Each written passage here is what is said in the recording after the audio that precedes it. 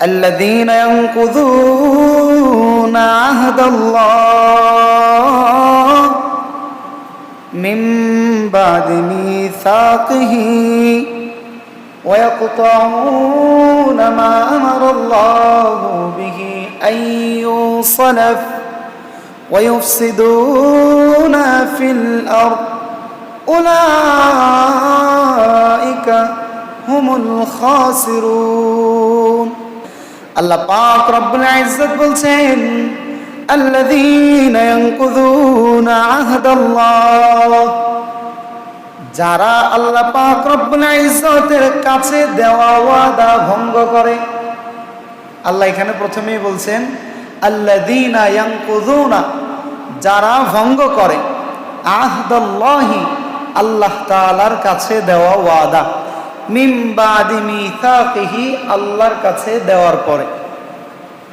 মানে আল্লাহ এখানে কিছু বান্দাদের গুণ বর্ণনা করতেছে।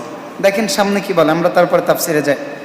ওয়ায়াকতাউনা মা আমারাল্লাহু বিহি, এবং তারা ওই সমস্ত সম্পর্ককে ছিন্ন করে যেই সমস্ত সম্পর্ক আল্লাহ রক্ষা করতে বলেছেন। ওয়ায়ুফসিদুনা ফিল আরদ, এবং তারা এই সমস্ত সম্পর্ক ছিন্ন করে কি করে? আল্লাহ বলছেন তারা জমিনের মধ্যে ফিতনা ফাসাদ করে, বিশৃঙ্খলা করে। উলাইকা হুমুল খাসিরুন, আল্লাহ বলছেন এই যে তারা বিশৃঙ্খলা করে, আল্লাহর সম্পর্ককে তারা রক্ষা না করে, তারা কি এগুলো করে লাভবান হয়েছে? আল্লাহ বলে না, উলাইকা হুমুল খাসিরুন, বাস্তবতা হলো তাদের মতো ক্ষতিগ্রস্ত দুনিয়ার মধ্যে আর কেউ নাই। এবার সর্বপ্রথম কথা হলো আল্লাহ বলছেন আল্লাযীনা ইয়ানকুযুনা আহদাল্লাহ, ওই সমস্ত লোক যারা আল্লাহর কাছে করা ওয়াদাকে ভঙ্গ করে। এবার আমাদের কাছে প্রশ্ন হলো, হুজুর আমরা তাইলে ওয়াদাটা করলাম কখন? যে ওয়াদা ভঙ্গ করলাম আমরা, আল্লাহর সাথে আমরা ওয়াদা তো করি নাই। আমাদের প্রত্যেকের কাছে এই কথাটা আসে।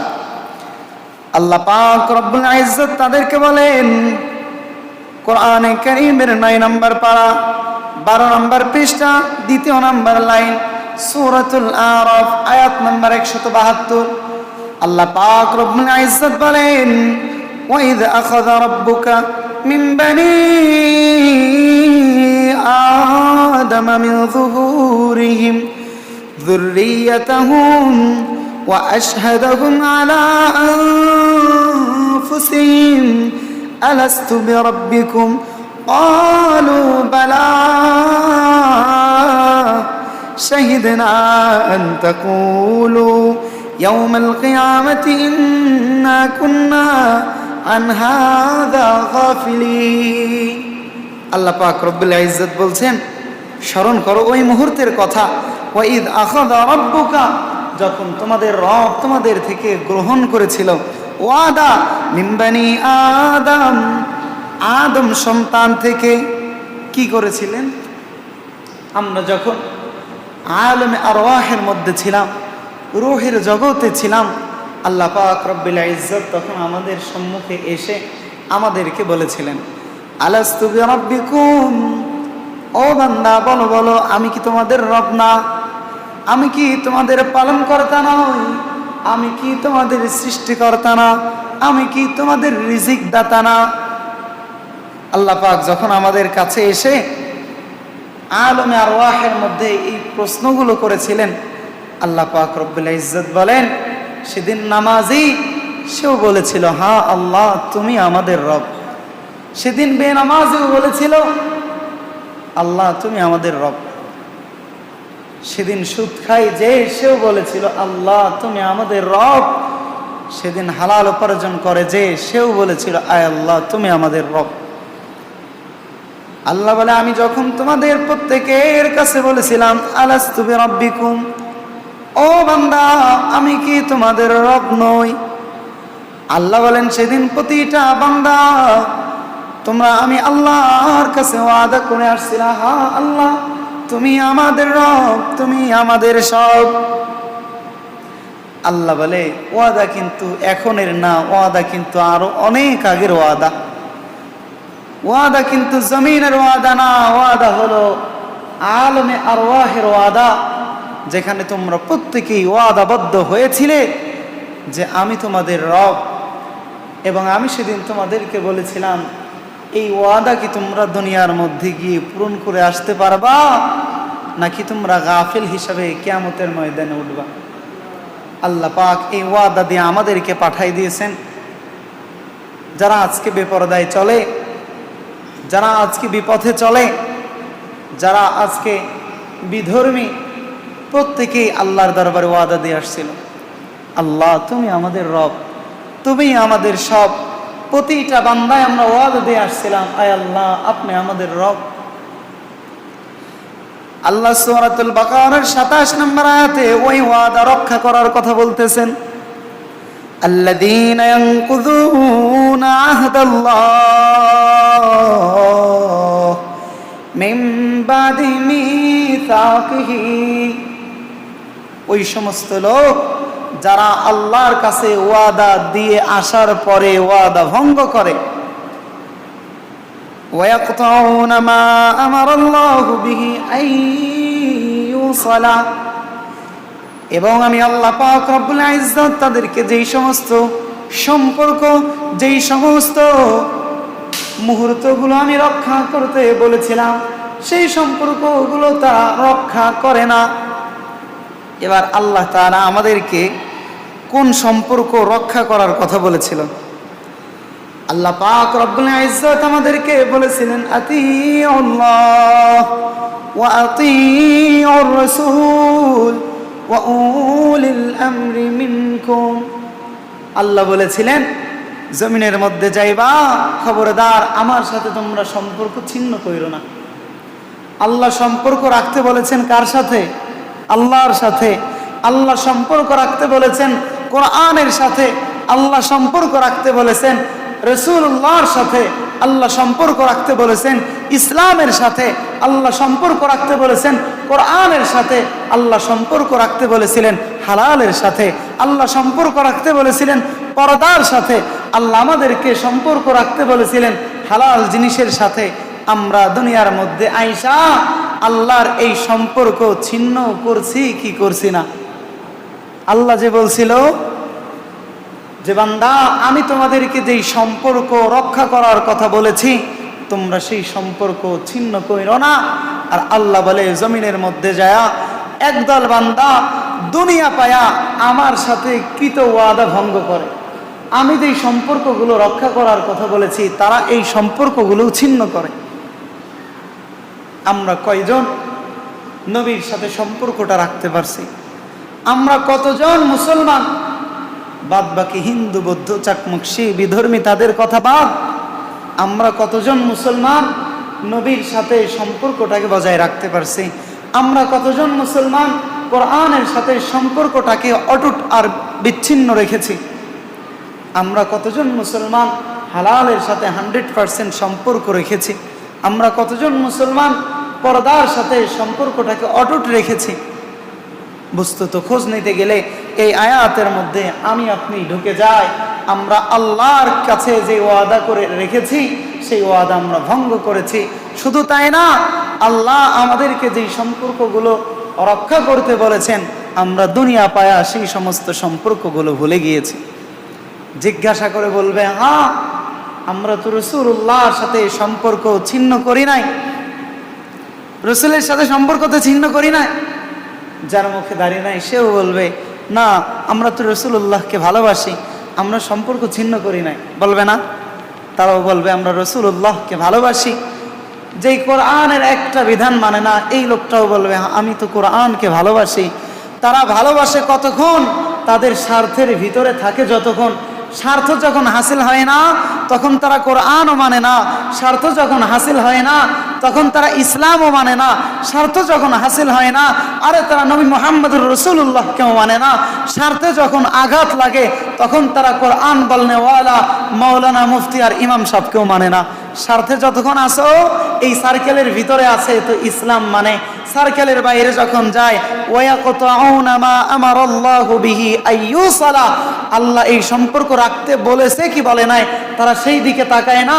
তারা সেদিন স্বার্থ অন্বেষণ করতে গিয়া ইসলাম ভুলে যায়, কোরআন ভুলে যায়, রাসূলুল্লাহর আনুগত্য আর আদর্শ ভুলে যায়, ইমাম সাহেবকে ভুলে যায়, মাওলানা সাহেবকে ভুলে যায়, মুফতি সাহেবকে ভুলে যায়, দলের দালালিটাকেই সে প্রধান ধর্ম হিসেবে কবুল করে নেয়। আল্লাহ কথাই বলেছেন, ওই সমস্ত লোক যারা আল্লাহর কাছে দেওয়া ওয়াদা ভুলে যায় এবং তারা ওই সমস্ত সম্পর্ককে ছিন্ন করে, রক্ষা করে না, যেই সম্পর্কগুলো আল্লাহ রক্ষা করার কথা বলেছেন। আল্লাহ সর্বপ্রথম রক্ষা করার কথা বলেছেন, আতিউল্লাহ ওয়া আতিউর রাসূল।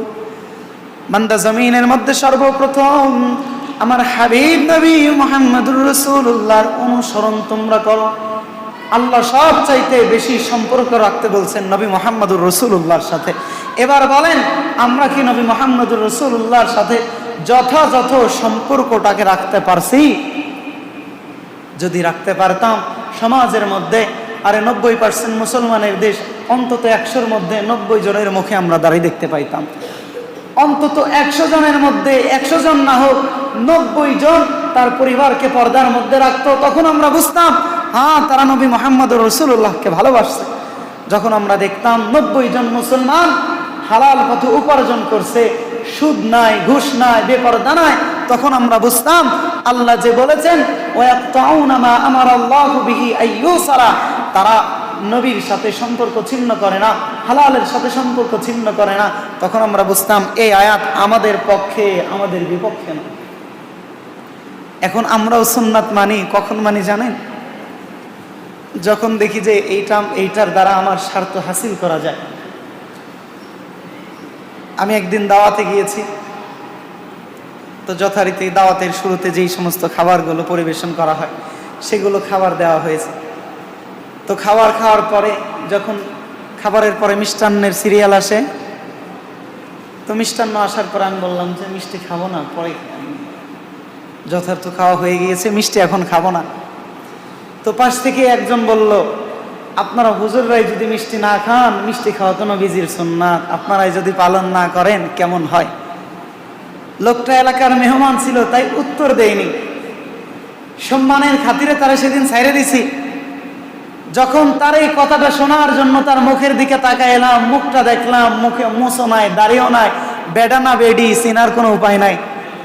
সুন্নাত শুধু মিষ্টি খাওয়ার মধ্যে নাই ও মুসলমান, সুন্নাত নবীজির আদর্শ নিজের জীবনে বাস্তবায়ন করার মধ্যে রয়েছে।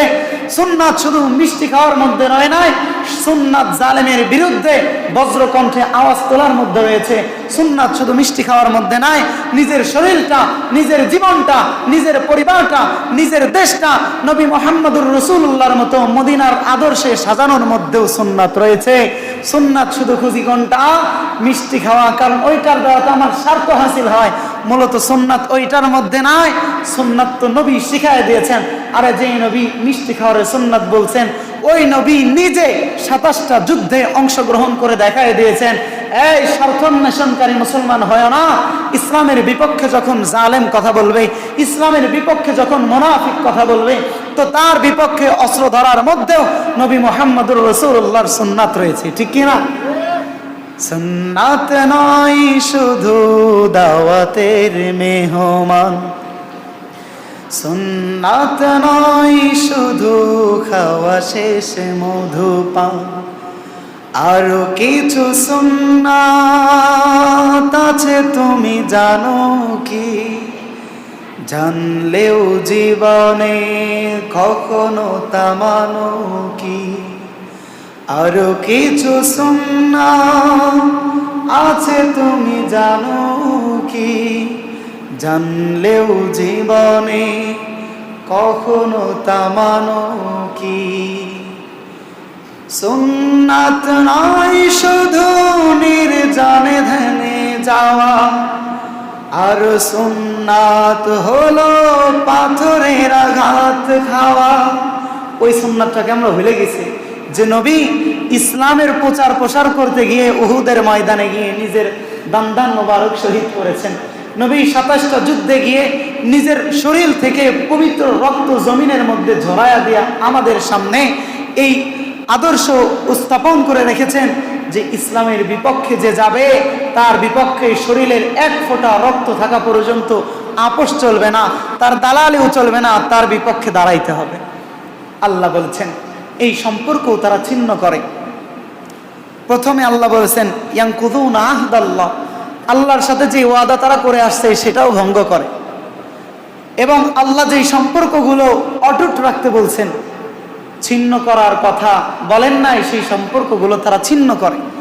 আচ্ছা, এই যে আল্লাহর ওয়াদা ভঙ্গ করে, আল্লাহ যেই সম্পর্ক রাখতে বলছেন সেটাকে ছিন্ন করে, মূলত এইগুলো তারা কইরা কি বলে? লাইট বন্ধ করলেন কেন? তো এই সম্পর্কগুলো তারা ছিন্ন করার মাধ্যমে কি করে?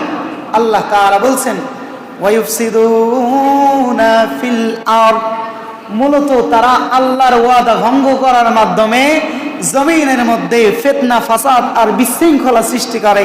তার মানে আজকের কোরআন থেকে এটা যায় না, আল্লাহর ওয়াদা যারা মানে না, আল্লাহ যেই সম্পর্কগুলো রাখতে বলেছেন হালালের সাথে, নবীর সাথে, কোরআনের সাথে, এই সম্পর্কগুলো যারা রাখে না, তারা যত বড়ই সুফি সাজুক না কেন, তারা যতই মুখে বলুক না কেন আমরা শান্তিকামী, আমরা বিশৃঙ্খলা চাই না, আল্লাহ বলছেন এরাই জমিনের মধ্যে সবচাইতে বড় ফিতনা ফাসাদকারী, এরাই জমিনের মধ্যে সবচাইতে বড় বিশৃঙ্খলাকারী।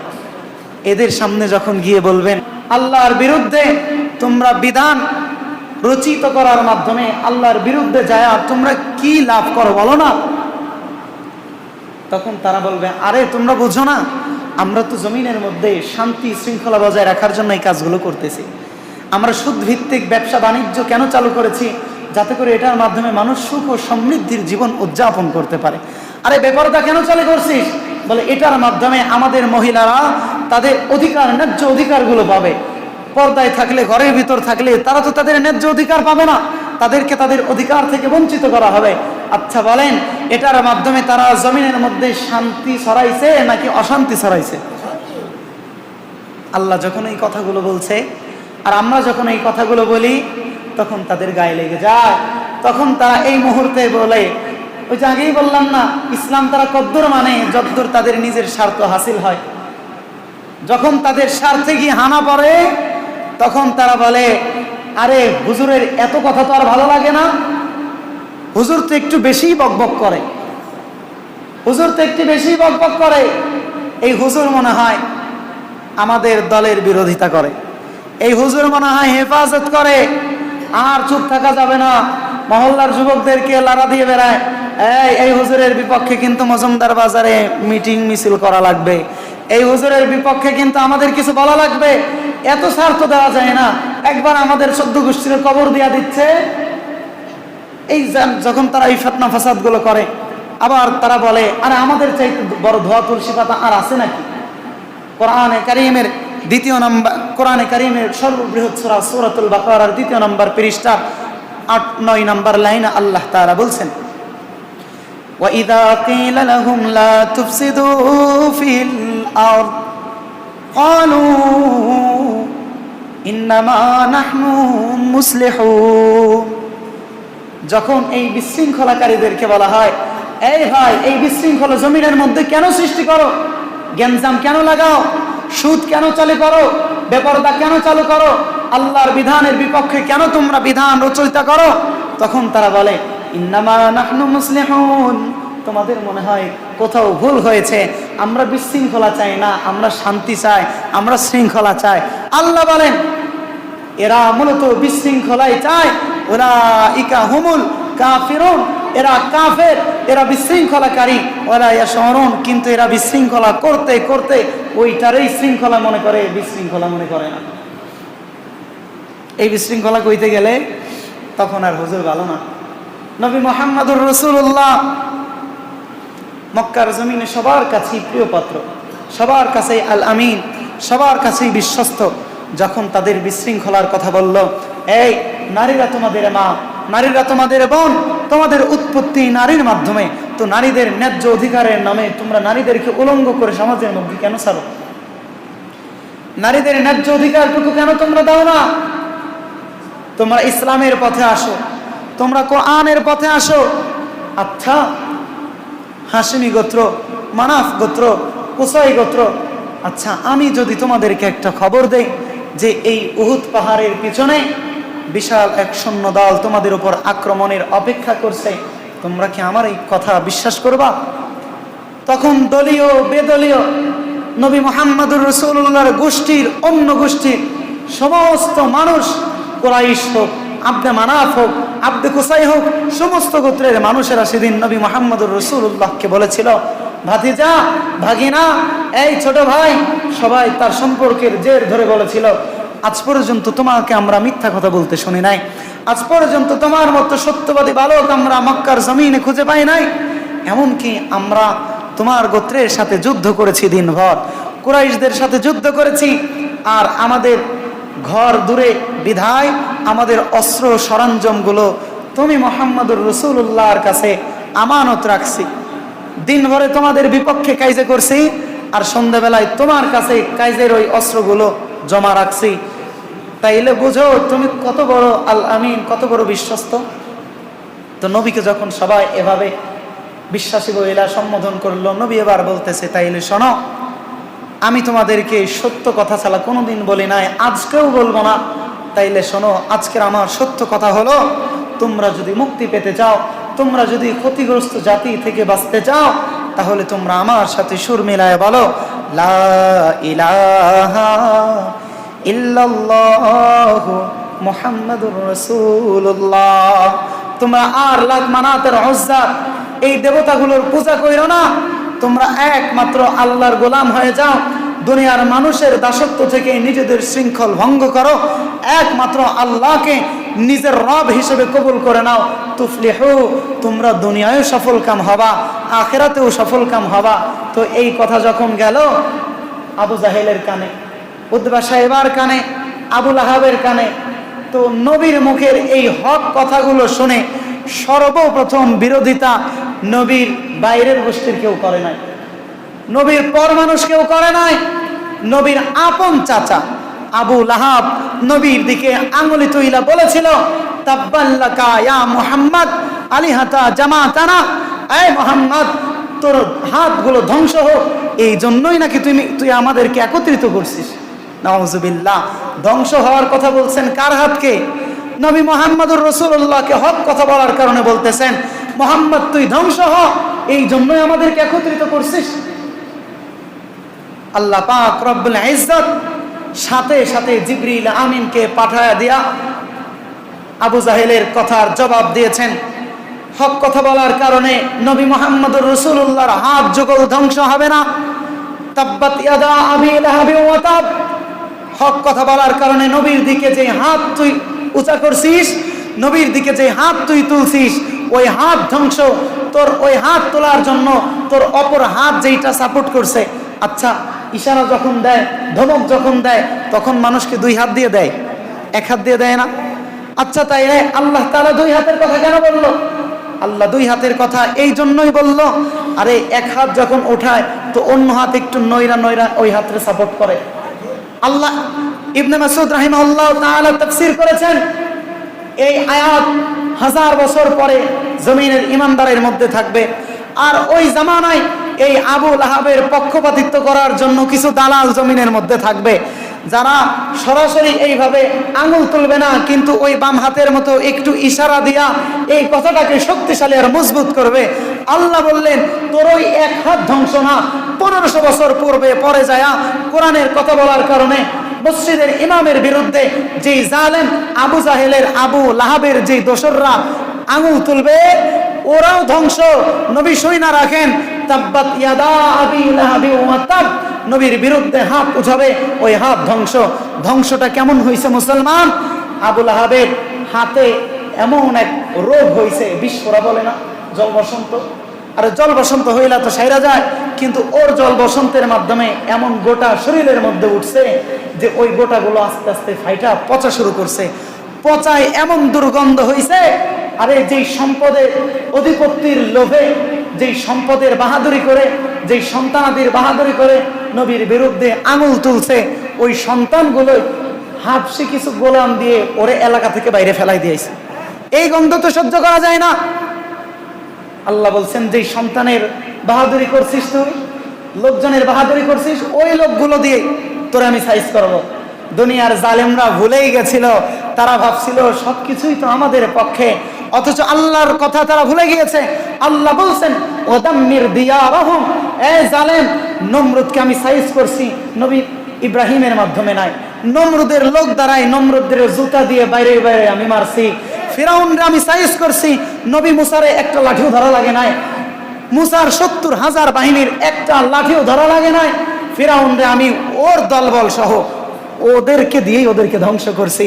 আজকের জালেমেরা ভুলে গিয়েছিল যে আমাদের ক্ষমতার তো শেষ নাই, আমাদের লোকজনের তো শেষ নাই। ডিবি হারুন কুত্তারে যা কই কুত্তাই তাই শোনে, অমক কুত্তারে যা কই অমক কুত্তাই তাই শোনে। তারা ভাবছিল কি নাই আমাদের। আল্লাহ বলছেন, ওয়াদাম্মির দিয়ারাহুম, তোদেরকে দিয়েই তোদেরকে সাইজ করব।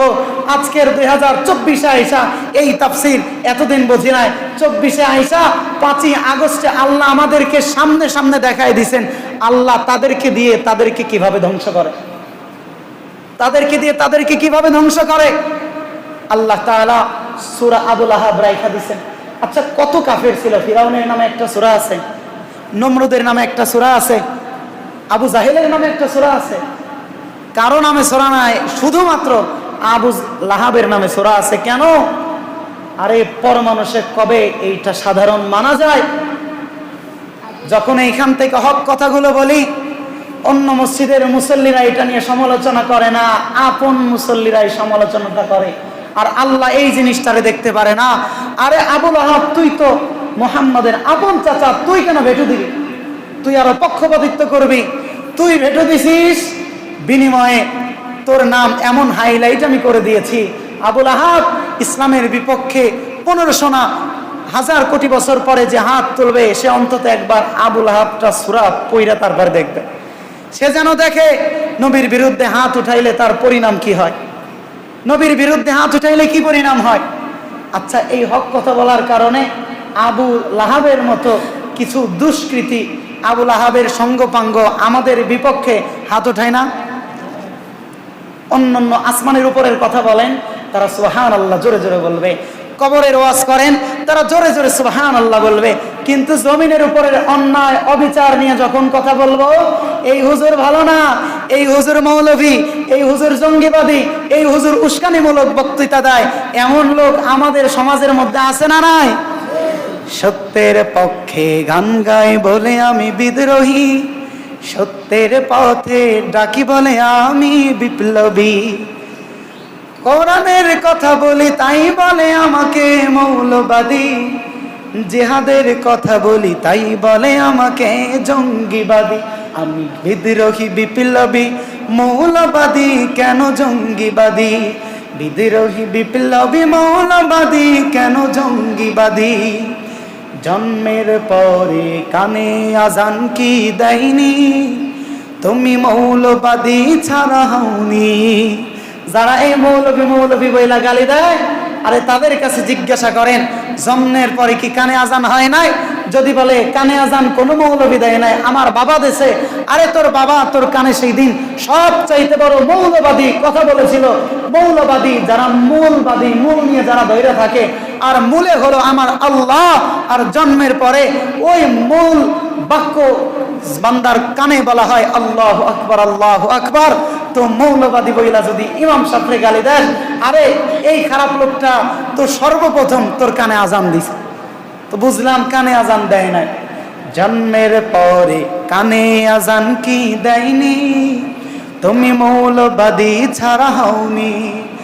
আবার মরণের পরে জানাজা পড়াবে, আবার মরণের পরে জানাজা পড়াবে, তখন কোথায় পালিয়ে যাবি বিদ্রোহী? বিদ্রোহী বিপ্লবী মৌলবাদী কেন জঙ্গিবাদী? আমি বিদ্রোহী বিপ্লবী মৌলবাদী কেন জঙ্গিবাদী? মূলত এরা মূল জিনিসটা ছাইরা দিছে, যার কারণে মূল নিয়ে যারা থাকে তাদেরকে দেখাই গাও জ্বলে, তাদেরকে দেখাই উস্কানিমূলক লোক মনে হয়। আল্লাহ তাআলা বলছেন, মূল নিয়ে যারা থাকে না, আল্লাযীনা ইয়ানকুযুনা আহদাল্লাহ, তারা মূলে যে ওয়াদা দিয়ে আসছিল, যে লোকটা নামাজ পড়ে না সেও আল্লাহর কাছে ওয়াদা দিয়ে আসছিল, আল্লাহ তুমি আমার রব, আমি তোমাকে ভুলবো না। সূরাতুল আরাফ 9 নম্বর পারার 12 নম্বর পৃষ্ঠা 2 নম্বর লাইন 172 নম্বর আয়াত আল্লাহ পাক রব্বুল ইজ্জত বলছেন, আমি বনি আদম থেকে ওয়াদা নিয়েছিলাম। কি ওয়াদা? আলাস্তু বিরাব্বিকুম, বেনামাজি বেপরদাওয়ালি। সূরাতুল আরাফের 172 নম্বর আয়াতটা পড়বেন, আপনি ওইখানে আল্লাহর কাছে ওয়াদা দিয়ে আসছিলেন, আল্লাহ তুমি আমার রব, আমি তোমাকে বলবো না। সুদখোর সুদ খায় সেও বলছিল, আল্লাহ তুমি আমার রব, আমি তোমাকে বলবো না। তো কারে মনে রাইখা তুমি সুদ খাও? কারে মনে রাইখা তুমি ঘুষ খাও? কারে মনে রাইখা তুমি বেপরদায় চলো ভাই? কারে মনে রাইখা তুমি সুদ ভিত্তিক ব্যবসা বাণিজ্য করো? কারে মনে রাইখা তুমি নিজের জীবনটা ভিনদেশী কালচারের সাথে মেলাও? কারে মনে রাইখা তুমি নবীর আশেকদের সাথে, নবীর আদর্শবান উম্মতদের সাথে বিরোধিতায় লিপ্ত হও? বলো না, তুমিও তো ওয়াদা দিয়ে আসছো, আমি ওয়াদা দিয়ে আসছি, তুমিও ওয়াদা দিয়ে আসছো। আল্লাহ বলছেন, আল্লাযীনা ইয়ানকুযুনা আহদাল্লাহ, যারা আল্লাহর কাছে কৃত ওয়াদা ভঙ্গ করে, ওয়া ইয়াকতাউনা মা আমারাল্লাহু বিহি আইয়ুসালা, আমি তাদেরকে যেই সম্পর্কগুলো রাখতে বলছি, কোরআনের সাথে সম্পর্ক রাখতে বলছি, রাসূলুল্লাহর সাথে সম্পর্ক রাখতে বলছি, ইসলামের সাথে সম্পর্ক রাখতে বলছি, তারা এই সম্পর্কগুলো রাখে না, নস্যাৎ করে। ইয়াকুতাউন, কাইটা দেয়, কাইটা দেয়। আচ্ছা, কত শব্দই তো ছিল, তো কাটার শব্দটা হয়ে লেখা। আরে কাটার ভিতরে একটা অমানসিকতার একটা নিদর্শন পাওয়া যায়। যারা ইসলাম মানে না, তারা শুধু মানেই না, তারা ওই কাটার মতো পিছন দিয়ে ছুরিয়াঘাত করার মতো, এক তো মানে না, দ্বিতীয়ত এইটার নিচেই নাই মা, এইটার বিরোধিতা করে। এক ইসলাম মানে না, আবার পিছনে যায় এটার বিরোধিতা করে। দরকার ছিল মানা, সে মানে না, চুপ। কিন্তু না মানার ভিতরে ক্ষান্ত হয় না, তারা এটার বিরুদ্ধে চারণে লিপ্ত হয়। আল্লাহ বলছেন, তারা আমি আল্লাহর কাছে দেওয়া ওয়াদা ভঙ্গ করে, আমি যেই সম্পর্কগুলো রাখতে বলছি সেই সম্পর্কগুলো তারা ছিন্ন করে। আচ্ছা, এই সম্পর্ক ছিন্ন করে আল্লাহর ওয়াদা ভঙ্গ করে তারা কি করে? আল্লাহ বলেন, ইউফসিদুনা ফিল আরদ, জমিনের মধ্যে তাদের স্বৈরাচারিতা চালায়, জমিনের মধ্যে তারা নিজেদেরকে ইস্টাবলিশ করতে চায়, জমিনের মধ্যে তারা বিশৃঙ্খলা সৃষ্টি করতে চায়। আল্লাহ বলেন, আদৌ কি তারা এইগুলো করে সফল? এইগুলো যারা করে তারা দেখবেন বুক চাপড়ায় নিজেদেরকে এত বড় সফল মনে করে যে হ্যাঁ, আমার 10 কোটি টাকা আছে, আমি মনে হয় সফল, আমার পিছনে 1000 কোটি মানুষ আছে, আমি মনে হয় সফল, আমি যা কই লোকে তাই শোনে, আমি যা কই সেইটাই বিধান হয়ে যায়, আমি মনে হয় সফল। আল্লাহ তাআলা সূরাতুল বাকারার 27 নম্বর আয়াতের শেষের দিকে বলছেন, উলাইকা হুমুল খাসিরুন, বস্তুত তারা লাভবান নয়, বস্তুত তারা সফল নয়, তাদের মতো ক্ষতিগ্রস্ত আবু জাহেল, তারা আবু জাহেলের মতো ক্ষতিগ্রস্ত, তারা ফিরআউনের মতো ক্ষতিগ্রস্ত, তারা নমরুদের মতো ক্ষতিগ্রস্ত।